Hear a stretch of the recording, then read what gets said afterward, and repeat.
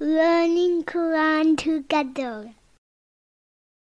بسم اللہ الحمدللہ والصلاۃ والسلام علی رسول اللہ. سورہ یونس آیت 61. وما تکونوا، اور نہیں آپ ہوتے، فی شأن، کسی حال میں، وما تتلو منہ من قرآن، اور نہ آپ اس کی طرف سے قرآن میں سے کچھ پڑھتے ہیں، ولا تعلمون من عمل، اور نہ کوئی عمل کرتے ہیں، الا کنا علیکم شہودا، مگر ہم تمہارے اوپر گواہ ہوتے ہیں، اذ تفیضون فیہ، جب تم اس میں مشغول ہوتے ہو. اللہ تعالیٰ نے اپنے عام مشاہدے کے بارے میں بتایا ہے کہ وہ آپ صلی اللہ علیہ وسلم کی اور آپ کی امت کی ہر حالت سے آگاہ ہے. یعنی آپ صلی اللہ علیہ وسلم جس حال میں بھی ہوتے ہیں، اللہ تعالیٰ ہر وقت آپ کے حالات سے خبردار رہتا ہے. اللہ تعالیٰ کے علم سے اس کائنات کی چھوٹی بڑی کوئی چیز چھپی ہوئی نہیں ہے. اللہ تعالیٰ کے یہاں ہر چیز کا اندراج ایک روشن کتاب میں ہوتا ہے. وما تتلو منہ من قرآن، یعنی آپ صلی اللہ علیہ وسلم کی طرف جو وحی کی گئی اس قرآن میں سے آپ جو کچھ بھی تلاوت کرتے ہیں اور کوئی بھی عمل چاہے چھوٹا ہو یا بڑا، اللہ تعالیٰ آپ کے اوپر گواہ ہوتے ہیں. لہٰذا اپنے تمام اعمال میں اللہ تعالیٰ کی نگہبانی کو مد نظر رکھیں اور تمام اعمال کو پوری خیر خواہی اور پوری کوشش سے بجا لاؤ. جو باتیں اللہ تعالیٰ کو ناپسند ہیں ان سے بچو، کیونکہ اللہ تعالیٰ تمہارے باطن اور ظاہر سب سے آگاہ ہے.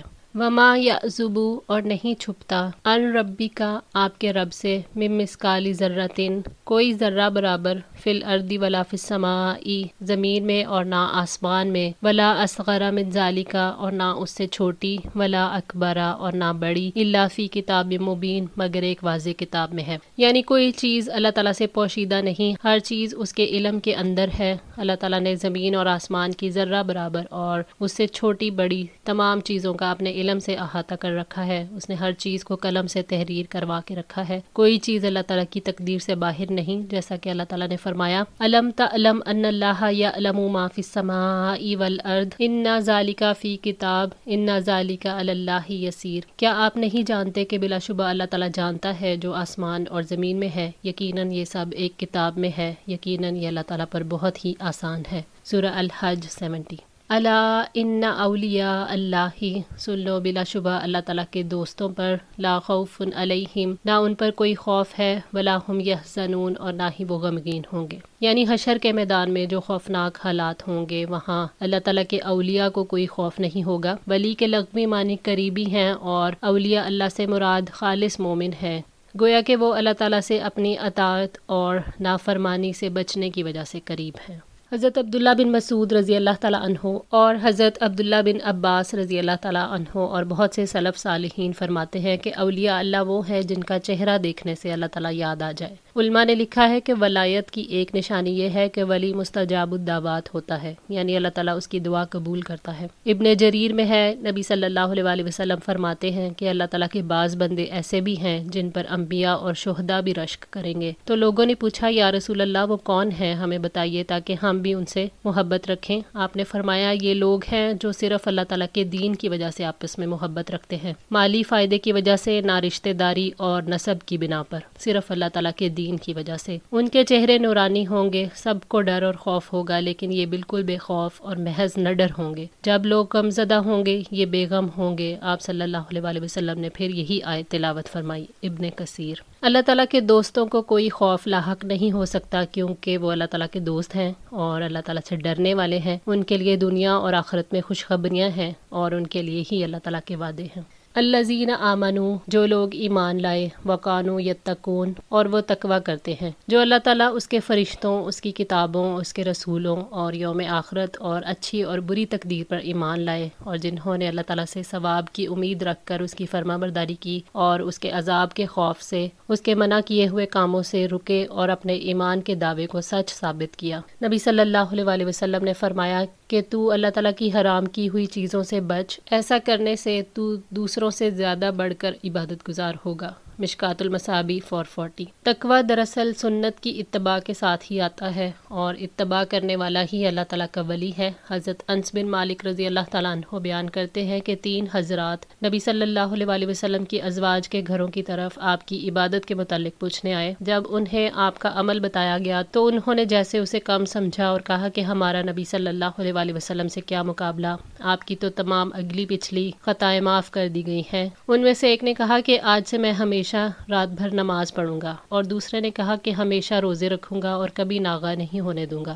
تیسرے نے کہا کہ میں عورتوں سے جدائی اختیار کر لوں گا اور کبھی نکاح نہیں کروں گا۔ پھر آپ صلی اللہ علیہ وسلم تشریف لائے اور ان سے پوچھا کہ کیا تم نے یہی باتیں کہی ہیں؟ سن لو، اللہ تعالیٰ کی قسم، میں اللہ رب العالمین سے تم سے زیادہ ڈرنے والا ہوں، میں تم سب سے زیادہ پرہیزگار ہوں، لیکن میں اگر روزے رکھتا ہوں تو افطار بھی کرتا ہوں، رات میں نماز بھی پڑھتا ہوں اور سوتا بھی ہوں، اور میں عورتوں سے نکاح کرتا ہوں۔ جس نے میرے طریقے سے بے رغبتی کی وہ مجھ سے نہیں۔ صحیح بخاری 5063۔ لہم البشرا، ان کے لیے خوشخبری ہے، فی الحیات الدنیا و فی الآخرہ، دنیا کی زندگی میں بھی اور آخرت میں بھی۔ دنیا میں بشارت سے مراد اچھا تذکرہ، ایمان والوں کے دلوں میں محبت، سچے خواب، اعمال صالحہ اور اخلاق کے راستوں کا آسان ہونا اور انسان کو اخلاقی خرابیوں سے پاک کرنا ہے، اور آخرت کی بشارتوں میں سے پہلی بشارت موت کے وقت دی جاتی ہے، جیسا کہ اللہ تعالیٰ نے فرمایا ان الذین قالوا ربنا اللہ ثم استقاموا تتنزل علیہم الملائکۃ الا تخافوا ولا تحزنوا وابشروا بالجنۃ التی کنتم توعدون۔ یقیناً جن لوگوں نے کہا کہ اللہ تعالیٰ ہمارا رب ہے، پھر وہ ثابت قدم رہے، ان پر فرشتے اترتے ہیں کہ نہ ڈرو اور نہ غم کرو، اور اس جنت کی بشارت سے خوش ہو جاؤ جس کا تم سے وعدہ کیا جاتا ہے۔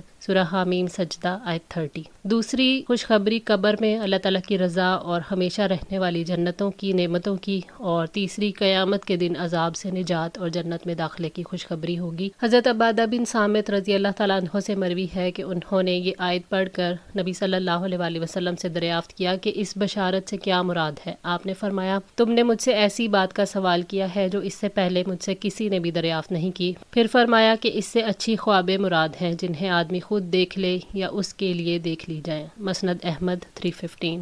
حضرت ابو ذر رضی اللہ تعالیٰ عنہ نے عرض کیا یا رسول اللہ، ارشاد فرمائیے ایک شخص کوئی خیر کا کام کرتا ہے اور لوگ اس پر اس کی تعریف کرتے ہیں تو اس کی وجہ سے اس کا ثواب ختم تو نہیں ہو جاتا جبکہ اس نے وہ عمل اللہ تعالیٰ کے لیے کیا ہے؟ تو آپ نے فرمایا کہ یہ تو مومن کے لیے ایک بشارت ہے جو اسے دنیا میں ہی مل گئی۔ صحیح مسلم 332۔ اسی طرح حضرت برہ بن عازب رضی اللہ تعالیٰ عنہ سے جو ایک طویل حدیث اور بعد الموت کے احوال کے بارے میں مروی ہے، اس میں موت کے وقت اللہ تعالیٰ کی رضامندی کی بشارت کا ذکر ہے اور قبر میں بشارت دیے جانے کا بھی ذکر ہے۔ مشکات المصابیح 142۔ لا تبدیل لکلمات اللہ، اللہ تعالیٰ کی باتوں میں کوئی تبدیلی نہیں۔ ذالک هو الفوز العظیم، یہی بہت بڑی کامیابی ہے۔ اللہ تعالیٰ کی باتوں یعنی اللہ تعالیٰ کے وعدوں میں کوئی تبدیلی نہیں۔ جو وعدے فرمائے ہیں وہ سب پورے ہوں گے، جو بشارتیں دی ہیں وہ سچی ہیں اور ان کے مطابق انعام دیا جائے گا۔ اللہ تعالیٰ نے فرمایا لا یبدل القول لدی وما انا بظلام للعبید، نہ میرے پاس بات بدلی جاتی ہے اور میں اپنے بندوں پر ہرگز ظلم ڈھانے والا نہیں ہوں۔ سورہ قاف 29۔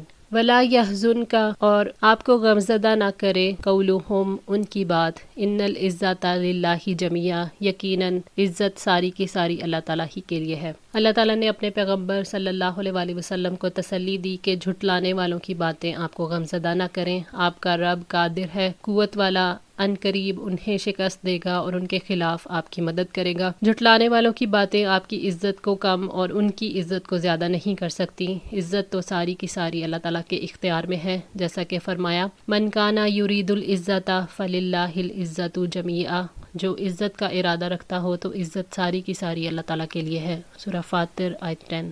جسے عزت چاہیے اسے جان لینا چاہیے کہ عزت تو اللہ تعالیٰ، اس کے رسول اور ایمان والوں کے لیے ہے، جیسا کہ فرمایا وَلِلَّهِ الْعِزَّةُ وَلِرَسُولِهِ وَلِلْمُؤْمِنِينَ وَلَكِنَّ الْمُنَافِقِينَ لَا يَعْلَمُونَ، حالانکہ عزت تو صرف اللہ تعالیٰ کے لیے اور اس کے رسول کے لیے اور ایمان والوں کے لیے ہے، لیکن منافق جانتے نہیں ہیں۔ سورہ المنافقون آیت 8۔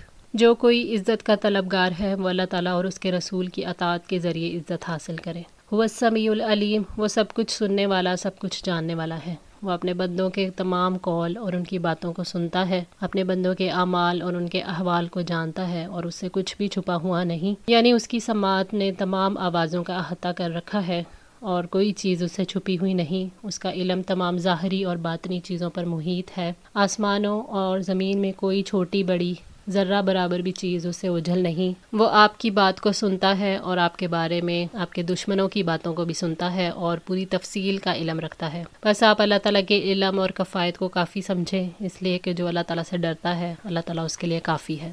تفسیر سعدی۔ آج کے لیے اتنا ہی. دعا ہے اللہ تعالیٰ ہماری اس کوشش کو قبول فرمائے، ہماری غلطیوں کو تاہیوں کو معاف فرما کر ہماری اصلاح فرمائے. جزاکم اللہ خیر، والسلام علیکم ورحمۃ اللہ وبرکاتہ.